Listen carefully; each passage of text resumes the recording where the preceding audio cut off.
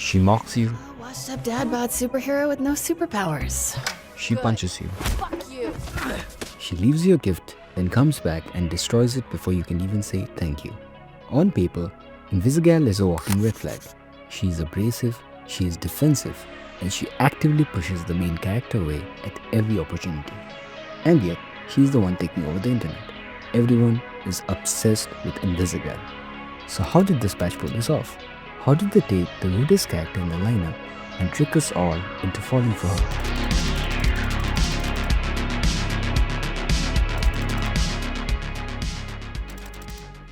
To understand why her arc hits so hard, you have to look at the tiny details in the beginning. Take the donut shop mission. She acts tough, right? She acts like she's there just for the paycheck. But then you get the donut incident. You come back to your desk and find a donut smashed to pieces. It looks like an insult, but then Waterboy drops the load. He tells us that she didn't just dump it there. She walked up, placed the donut on a napkin, and she was smiling. She wanted to say thank you. But the second she felt that vulnerability, the second she realized she was being soft, she panicked. She came back a few seconds later and tore it all apart. It's the classic hedgehog's dilemma. She wants to get close to people, but she's terrified she'll hurt them. For that, they'll realize she's a villain.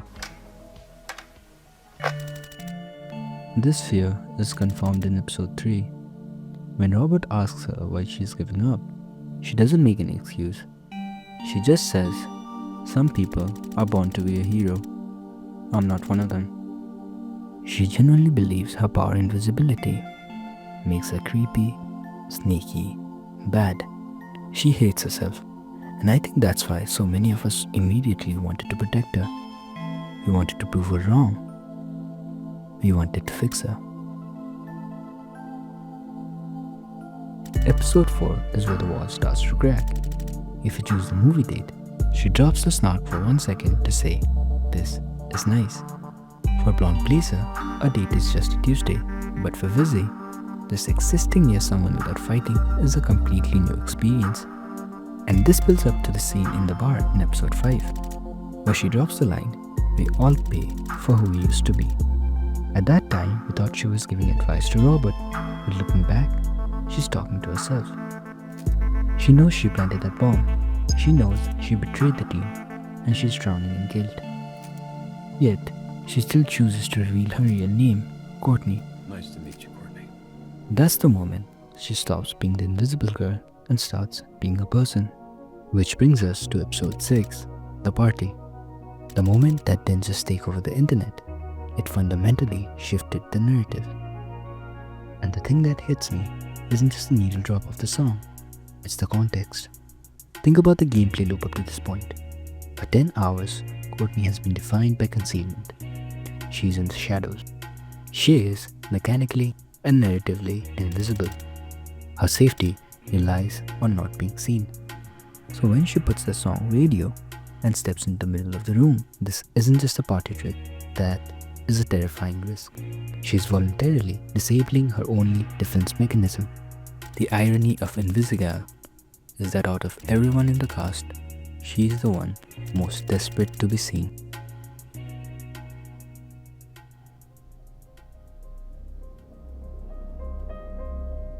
This all crashes down in episode 7.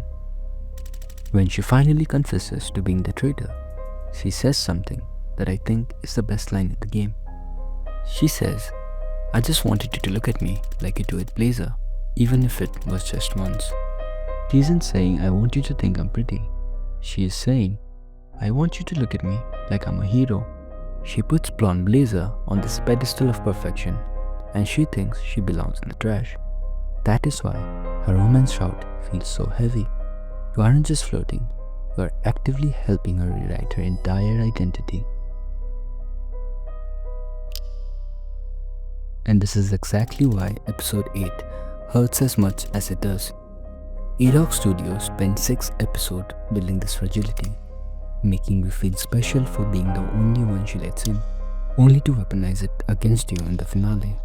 When Shout drops the bomb that Invisigal was a double agent the entire time, and she was planted in the STN to destroy it from the inside, it sends the community into a spiral. If you're playing Blonde Blazer route, this is just a plot twist, but if you're on the Invisigal path, it's a betrayal of that specific intimacy you earned at the party.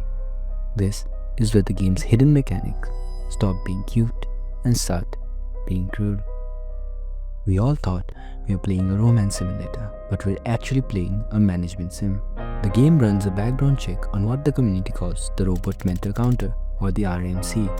If you treated her like a girlfriend but failed to mentor her as a hero, if you didn't level up her skills and confidence, she actually believes Shroud. She reverts to the Invisible persona because she doesn't believe she can be anything else.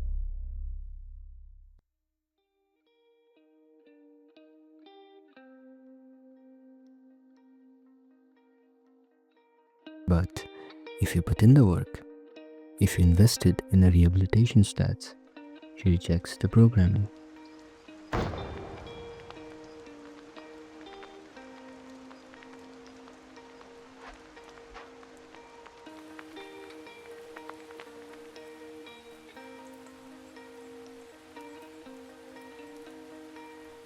She takes the bullet.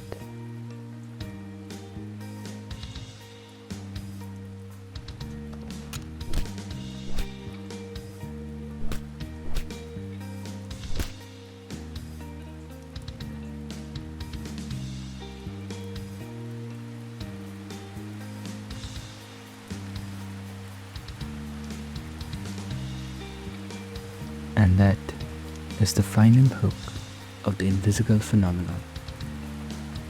The good ending isn't just about saving the city, it's the validation of the I can fix a fantasy.